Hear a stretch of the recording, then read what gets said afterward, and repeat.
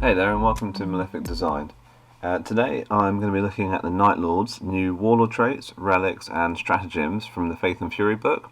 They've been out for a while now, so I've had plenty of time to playtest them with my different Night Lords mix of lists and to see how they'll function.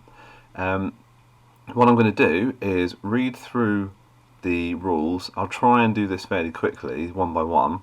And as I go through them, I'll talk about the combos on their own. So, for instance, a Warlord trait, how that Warlord trait can be used. And then, as I go through them, I'll then also add in how they can be used in combination together and with pre-existing items in the Chaos Codex, so that you get a more kind of top-down view of are they actually useful, and if they are, how they can be used. All right, let's get right in there then. So, Night Lord's Warlord Traits. We've got Night Haunter's Curse, which is the first one, but that's actually that's a copy and paste from the Chaos Codex book. Nothing wrong with it, does what it says on the tin. It's a reroll, single, hit, wound, damage, advance, or charge roll, or saving throw for this Warlord every battle round. So it's only every battle round, which means you can do it in your turn or your opponent's turn. So it's okay, it's alright, but it's basically like a free reroll just for your Warlord. Next we have one piece at a time. So the Warlord can charge in a turn in which they fell back. When resolving an attack made with a melee weapon against this Warlord, subtract 1 from the hit roll. I mean, this is pretty good really. I think the view is you take a jump pack and now you've got a Lord that can just go into the combats that he wants to go into, drop out of them and then fly back in. The subtract 1 from the hit roll in melee, I mean, that's just a nice addition really. This would be a good Warlord trait on its own to let you kind of jump around from unit to unit, but that just gives him a bit more survivability, because with only 5 wounds they have, it's not as if you're going to kind of be able to take a punishing from most other characters or units. My personal favourite is Murderous Reputation.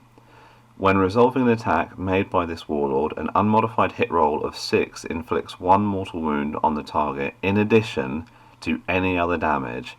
Now, I really like this one because it says a hit roll. Now, it is unmodified, so you can't do any of that cheeky +1, so you're doing it on 5s. But it's a hit roll. So that's shooting and close combat. So what I quite like to do is put a combi bolter on my Lord, and then that way he's hitting on 2s, re-rolling 1s, and then in rapid fire range he's got 4 shots, and you might get lucky and ping off a couple extra mortal wounds. Doesn't really matter what close combat weapon you have. You've got 4 attacks base, 5 on the charge or when you are charged or heroic intervention. So chances are, even on your base attacks, you should be kind of getting a 6 every combat phase. Again, probability doesn't quite work like that, but it's a pretty good option. Putting this with, like, say, a Power Fist or a Thunder Hammer means that you have nice multi-damage output from one attack, and you've got the chance of pinging off mortal wounds. So it's a bit of a glass cannon loadout, but there's some nice combos with this, which we'll go into a little bit later. Then you've got Killing Fury. Add D3 to the attack characteristic of this Warlord in a turn in which they made a charge, were charged, or performed heroic intervention. These additional attacks last until the end of the fight phase. It's fine. If you want to go for just pure weight of numbers of attacks, it's pretty good. This one is a particularly kind of it's got a very low focus on combos, and the fact that it only applies to the Warlord. It's situational. If you can get your Lord in with a decent weapon, great, but there's not a lot of kind of scope for additional kind of rules that you can add with it. Then there's One with the Shadows. When resolving an attack made against this Warlord whilst they are entirely on or within a terrain feature, add 1 to the saving throw, excluding invulnerable saves. Whilst this Warlord is entirely on or within a terrain feature, improve its invulnerable save by 1 to a maximum of 3 up. This is a really bizarre one because it's so specific to being not even in cover, it's on or within terrain feature. So there are plenty of times where you can be getting this benefit, but I think the trouble with this one is it would suggest that it works for a static target. Like, you can move around, but ultimately you have to kind of stick within the terrain to get the bonus from this. Now, it does say when resolving an attack made against this Warlord, and because it's not a cover save, it does suggest that you get this bonus even if it's in close combat. So, I mean, it's an interesting one. It's so situational. It depends on what kind of battlefield you're playing on, if there's the terrain that you can actually use. Now, most of the time, hopefully, almost half the table really should have some form of terrain. I'm not saying one solid block, but spread out across the table. And being able to get like a 2-up save and a 3-up invulnerable on a Lord, for instance, is pretty good. Bizarrely, you could also have this on a Demon Prince, so you could have a 2-up, 4-up invuln on a Prince.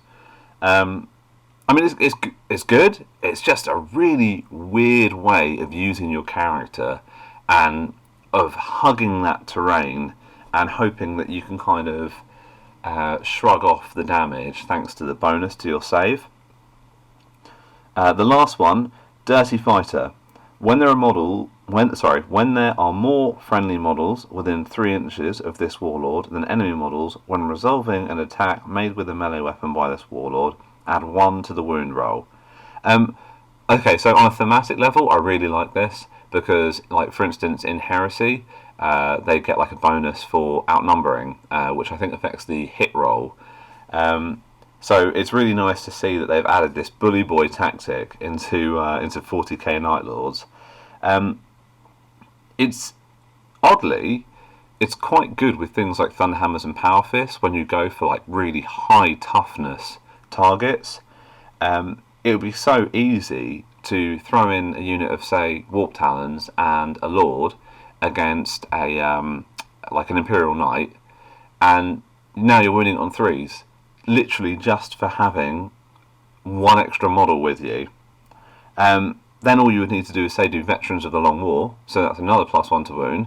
Well, now you're wounding an Imperial Knight, which is one of the toughest models in the game, on 2s.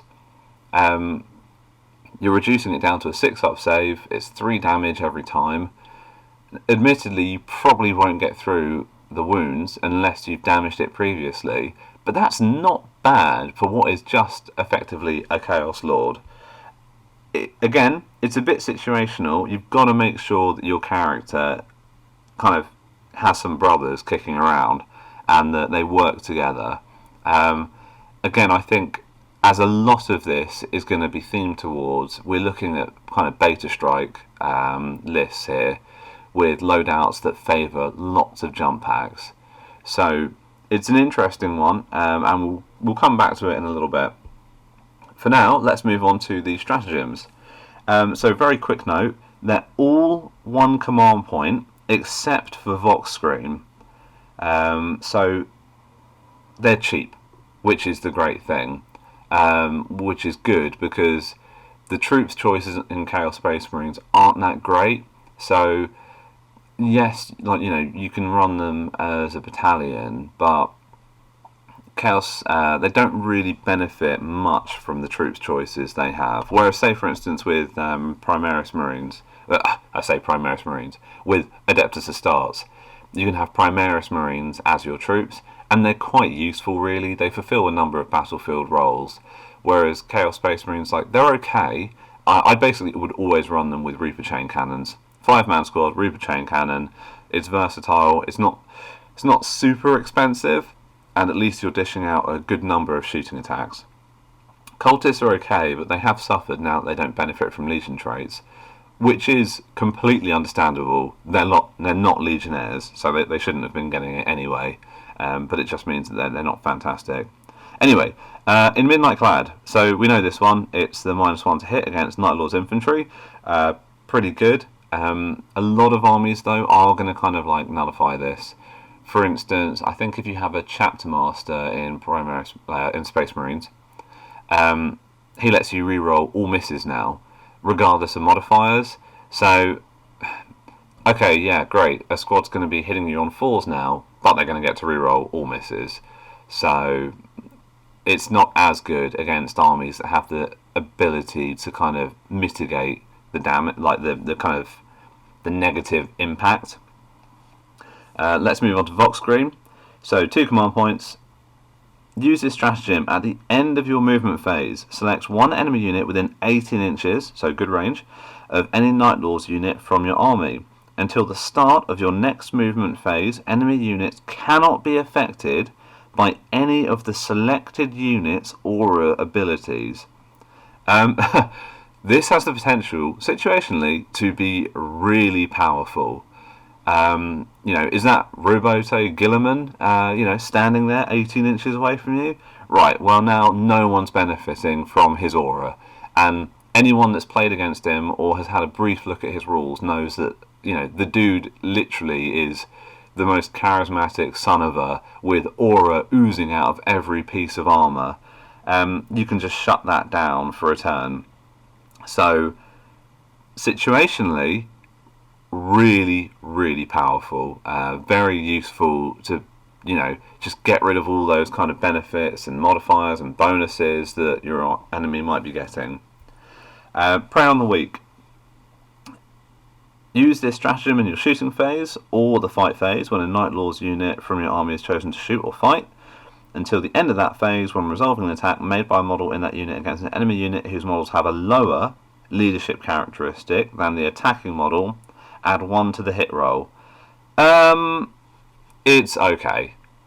The thing is, there are quite a lot of ways to increase your hit roll or to get some sort of a benefit to hit. Like, for instance, the simplest one is Chaos Lord or reroll ones. It's simple, it's easy. You're getting a Lord out of it as well. So it's not the best. And then also there's, if you take a Sorcerer, there's Prescience. So that gives you the +1 to hit. Now, admittedly, you have to cast it, so there's a chance that it won't go off. But there are other ways of going about this without spending command points on Prey on the Weak. And the only reason I say this is not because it's a bad stratagem. It's really not. It's perfectly fine. Put this on, I don't know, say a unit of Havocs or something that are targeting a lower leadership unit. Great. You can have your las cannons hitting on 2s. And then if you've got a Lord nearby, now you're rerolling 1, so you're almost guaranteed to hit. However, depending on how you theme your army, there are better stratagems that are quite powerful, as you'll see. So, speaking of hit and run, use this stratagem at the start of your charge phase. Select one Night Lord unit from your army. That unit can charge even if it fell back this turn. Now remember, that's 1 command point. So if you go like jump pack heavy, or even not jump pack heavy, this one actually isn't specifically jump packs, you just get to charge even if you fell back. This is always incredibly useful because it allows you to adapt very quickly to whatever's going on the battlefield and not get locked into a combat. Sometimes your units won't have the punch needed, or say for instance if someone uses a distraction vehicle, one of those vehicles that's like a transport that sucks in combat but they're just looking to tie you up for a turn. Well, now you can go, well actually I'm just going to fall back and I'll charge into something that I would rather attack.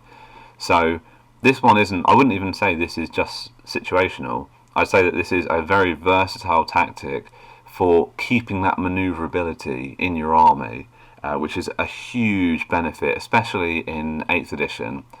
But the reason I say this is because in 8th edition, you'll often find that it's kind of rock, paper, scissors. Certain units will just kind of be really hyper effective against other units, and so when the control is on your side and you're able to dictate which unit goes up against which enemy unit, well, then you're more likely to perform well throughout the game. So we really like that one. It's a good one, and it's very Night Lordy as well. They pick their battles. You know, these aren't the guys that fight the war of attrition against overwhelming odds. These are the guys that are the bully boys. They're just going to take on the guys they know that they will be able to murder. Alright, next one. We have come for you. Use this stratagem at the start of your opponent's movement phase. Select one Night Lord's unit from your army that is not a vehicle. Until the start of your next turn, enemy units within 1 inch of that unit cannot fall back unless they have the vehicle or Titanic keyword or have a minimum move characteristic. So I think that applies to flyers. I'm not sure what else that applies to. Great.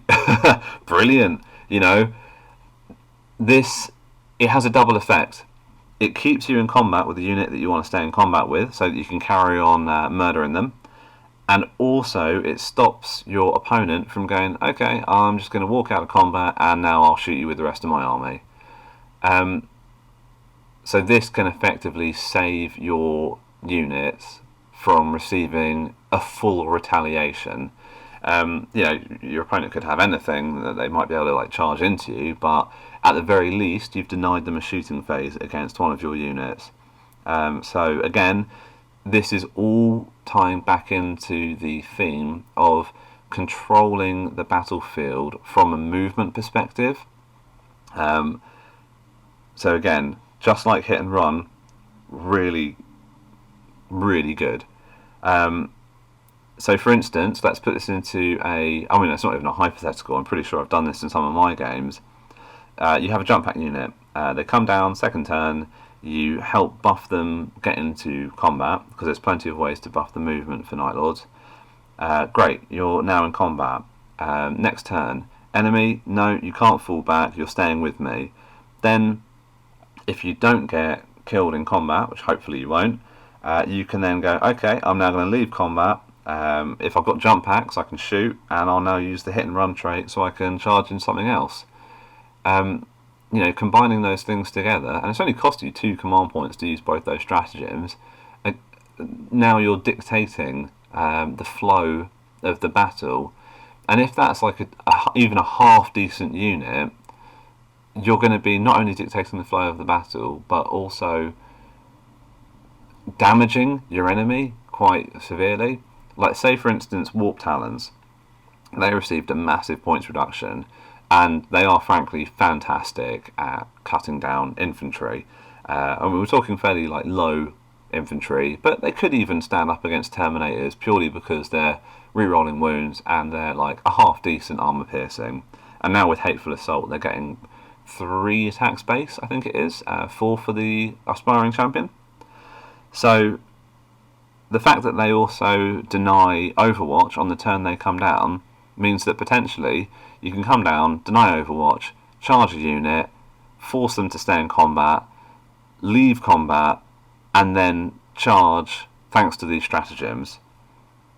So unless your enemy has a unit, you know, nearby that can kind of counter this in some way, whether it's, you know, hits harder in combat than you or whatever, it's difficult to contend with. Anyway, we've stayed on that one for a bit too long, so let's go on to the next one. From the Night. Use this stratagem at the start of your charge phase. Select one Night Lord infantry unit from your army that is entirely on or within a terrain feature. Noticing the pattern here. Until the end of the turn, when a charge roll is made for that unit, add 2 to the result. And when resolving an attack made with a melee weapon by a model in that unit, add 1 to the hit roll. So, like the Warlord trait, it's not when you're in cover, it's specifically on or within a terrain feature. That said, this is no longer in the realms of just being situational. As long as there's some terrain on the battlefield, this is an exceptionally useful stratagem. I mean, adding 2 to the result of a charge. I will admit, I am specifically thinking of using this with, and I have used it with, jump pack units, because you're ignoring any potential obstacle modifier to your charge roll. So I don't know. Say for instance, is it craters or ruins? There's something that I think there is some sort of obstacle that's -2 to your charge roll. This would just negate it. No, what we're really looking at to get the most bang for your buck out of this is using it on someone with a jump pack, someone that's got the fly keyword, so that they can just be standing on some bit of terrain, and now they're getting +2 to the result for charging and +1 to the hit roll. I often use this for my Thunderhammer Chaos Lord. I have him deep strike down turn 2. He's simple to put on a terrain feature because he's only one model, so chances are you'll probably be able to find something. And now, so let's say you're 9 inches away, so now you only need a 7-inch charge, and if you make that charge, you're getting +1 to the hit roll, so your Thunderhammer's hitting on 2s, rerolling 1s. I do combine this with having a field commander character with a jump pack of the host Raptorial, so that he is giving tip of the claw, I think it's called, which is an additional +2 to the charge roll if you're within 6 inches. So now potentially, whether it's a Chaos Lord or some other unit that you've shoved into like on terrain or within terrain, they're now getting +4 inches if they've got jump packs and within 6 inches of the field commander. Yeah, I mean, good luck avoiding that from a beta strike perspective. If you can pull that off, if you have like a command point left in the bag after you've spent all your command points on different bits and pieces, you've also got a re-roll there for the charge roll. You'll make combat. You'll hit, and you'll hopefully hit hard. Raptor Strike. This is going to sound just as it is. Use this stratagem in your charge phase. Before making a charge roll for a Night Lord jump pack, so this is specific to jump packs, unit from your army that was set up on the battlefield as reinforcements this turn, roll 3d6 for that charge roll instead of 2d6. Yeah, I mean, that's what it says on the tin, really, doesn't it?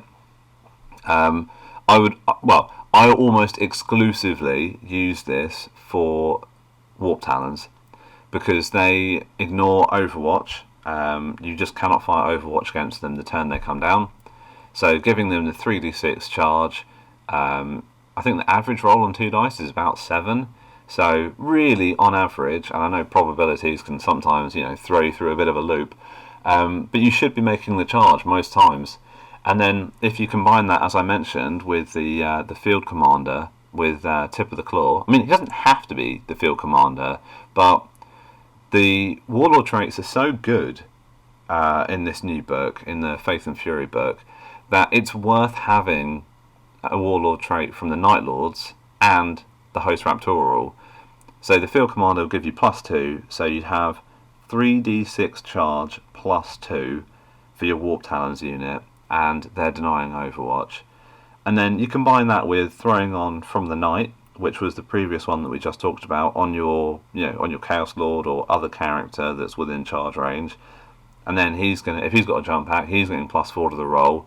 Well, now you're getting not just your Warp Talons, but also a character in, and the character you just load out for absolute killing power. So that can work in really good combination. And again, like I say, the loadout that I go for is Chaos Lord, Thunderhammer, Murderous Reputation. He is pure glass cannon. I'll go on to the relic later. Next stratagem, Flay Them Alive. Use this stratagem in the fight phase when an enemy unit is destroyed as a result of an attack made by a Night Lord's model from your army.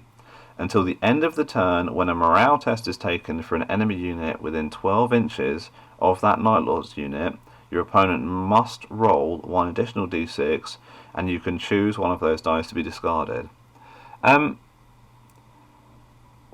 Combined with the Night Lord's modifiers of, if you're within X distance and, morale test. I mean, I'll be honest, I've never really relied on the morale test tactic. Most armies have either half decent leadership or ways to mitigate leadership, like for instance with orcs with the mob rule. Or there's that 2 command point stratagem where you can just go like, oh yeah, I pass, don't worry about that. So I've never really put much stock into the morale strategy. I just much more rely on using combinations of strategies that result in you kill more models than your enemy, and if they fail at the morale, it's just an added bonus. I would never rely on that. I just think it's a bit dangerous, to be perfectly honest. You could find yourself kind of that strategy mitigated very quickly, and then you're just left kind of yeah, word failed me there. Anyway, moving on. Artifacts of the Night Lords. Okay, so there's some pretty good ones in here, so let's go through them. Flayer. So this replaces a power sword, and it has strength +1, AP -3, damage 2. So yeah, pretty good. You know, it is a slightly better power sword. Abilities. Each model destroyed by an attack with this weapon counts as 2 for the purposes of morale. Now, we literally just talked about how I wouldn't rely on morale.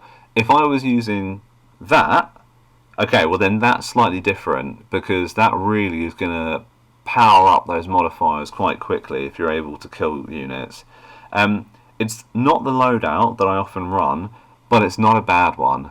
I think you do have versatility with that. If you just want a bit of a kind of an all-rounder Chaos Lord, I think that's a solid choice. Then we've got the Stormbolt Plate. Infantry model only.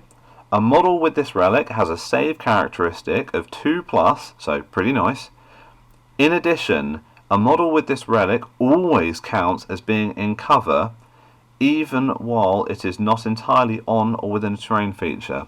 Now, the one thing to highlight here is he counts as being in cover. So that stratagem and that Warlord trait that said on or entirely within a terrain feature, you cannot use that in conjunction with the Stormbolt Plate, because this specifically says you count as being in cover. So the wording is very particular here. You can't just kind of auto count as if you're on or within terrain feature. That being said, yeah, I think this is a cracking bit of armour. I think this is really good for your squishier characters. So in particular, I'm thinking kind of sorcerers here. A 2-up save is good, and the fact that you always count as being in cover, you're always getting the +1 modifier. So weapons that are -1 armor piercing, well, you're still getting a 2-up save. So yeah, pretty solid. And considering our standard sorcerers don't come with a invulnerable save, sometimes that can really make the difference of keeping them alive, especially if you are going for the kind of close assault themed list where you kind of have to throw everything you've got into combat. And sorcerers are pretty, I mean, without protection, they're pretty easy to pick off. You know, 4 wounds, 3-up save, toughness 4, doesn't take much to drop them. But you throw in a Stormbolt Plate and they've got their 2-up armor save, it'll make it just that little bit more difficult. And if it keeps them alive, great. Next we have the Vox Demonicus. Infantry model only. While an enemy unit is within 6 inches of a model with this relic, reduce the range of that unit's aura abilities to 1 inch. In addition, enemy units that are set up on the battlefield as reinforcements cannot be set up within 12 inches of a model with this relic. So I do think this is an interesting one. I think it is one of the more situational ones. Being able to drop down an enemy's aura to 1 inch is pretty solid. It means that, you know, careful charges, you can, you know, cut the aura down, you can mitigate the benefits that your enemy's getting. The only issue that I have with it is, like, this is a weird one, but I'd rather just kill the character. If there's an enemy whose aura I want to shut down, I'd rather just go in there and take him out of the equation entirely. If you're within 6 inches, you're almost within heroic intervention range for them to get involved in a combat, depending on, you know, distances and stuff. At the very least, they're within severe threat range. I mean, if you really can't get to them, then this is a kind of, okay, well, alright, I'll take it.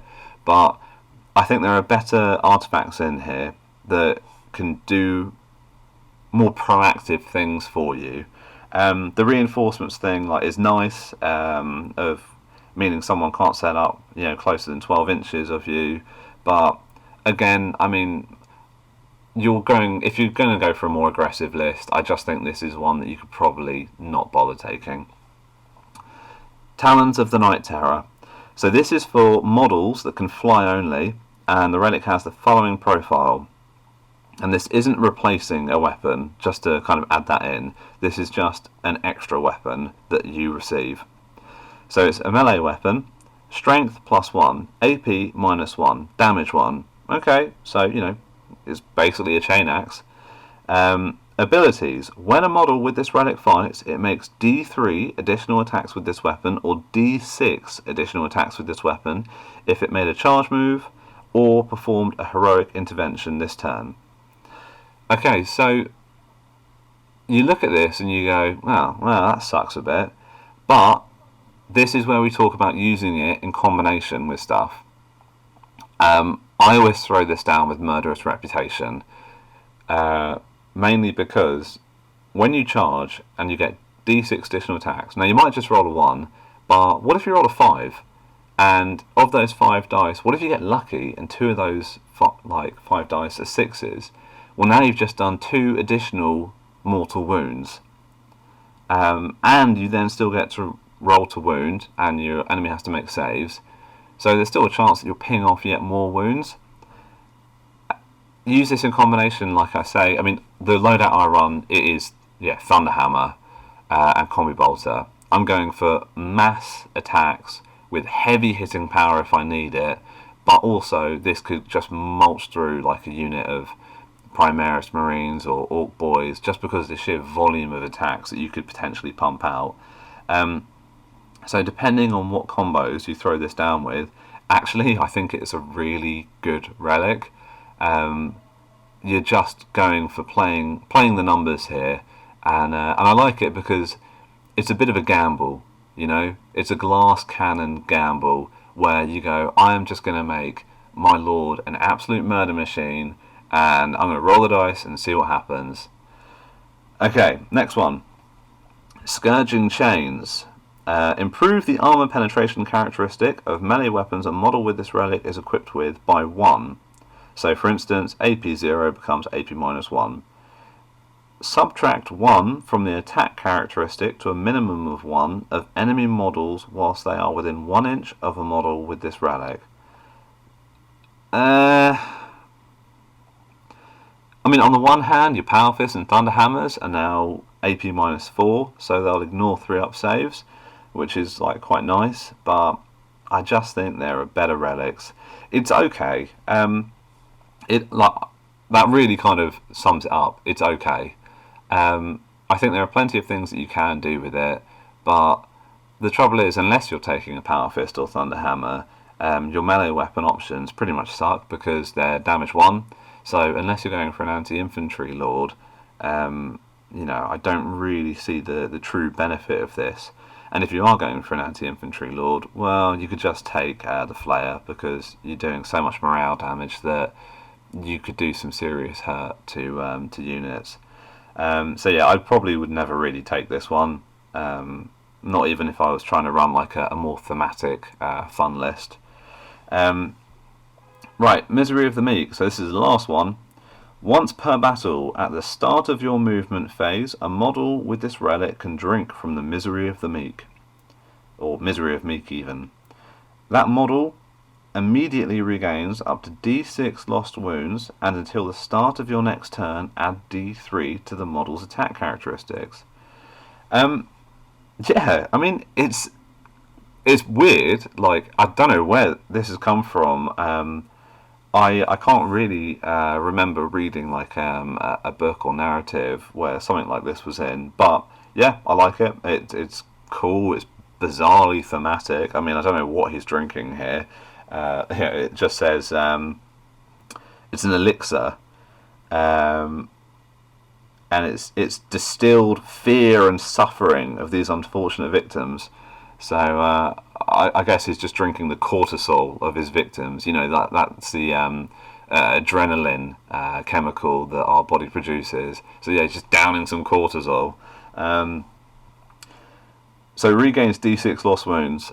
My immediate thought is this is really good for sorcerers, because let's say you get, perils of the warp, you lose D3 wounds. Well, now you're in the danger zone of one more perils, and you might explode and then take out your own guys nearby. But that D6 lost wounds can mitigate that, and you get the added bonus of the D3 additional attacks. So say you're about to charge into combat, great, more force weapon attacks. Throw those down. There's also no restriction, so you could put this on a Demon Prince, which kind of gives them a weird pseudo survivability. I mean, you'd really and ah about Stormbolt Plate. Oh no, Stormbolt Plate, I think that's infantry only. Possibly ignore me on that, because Demon Princes might just have the monstrous creature keyword, as opposed to infantry. But yeah, you could give Misery of the Meek, though, to a Demon Prince, and now you're regaining D6 wounds, you're getting D3 additional attacks, so not only is it defensive, but you're buffing your attacks as well. So yeah, a solid artifact. A bit of an odd one, but situationally, if you can keep something alive and then top it back up to full wounds, brilliant. So that has been the stratagems, artifacts, and warlord traits. I think it would have been fantastic if this were in a proper chaos book, as opposed to supplement. That being said, I think it is a really good book for chaos. I won't go into the other legions in this video, but I will be looking at them in future videos. It just is really good.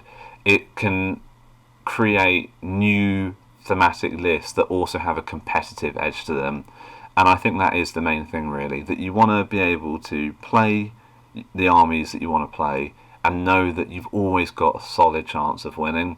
It's not to say that you didn't have previously, but I think this just kind of expands your options. And interestingly, I don't think it just expands them in a jump packs everywhere, because that's not the only way that Night Lords play. They've obviously geared it up for close assault. I don't think there's anything really here that kind of helps you in shooting, aside from that Prey on the Weak, which is the adding 1 to the hit roll. Everything else is very much kind of either close assault or defensive, which is nothing wrong with that. There's nothing stopping you from still taking Havocs or Obliterators. Obliterators I actually think work really well for deep striking, because they can support your beta striking units by adding a little bit of firepower on the turn they drop. Anyway, right, I've kind of gone on for a bit longer than I had intended to. So if you've stuck with me this long, thanks very much. And if you're interested in any other kind of Tactica style videos, please let me know, and I will throw some down, and I will look at the other legions in future videos. Let me know if you have a preference, and I'll start with anything that you guys would really like to hear about. All right, cheers guys, take care.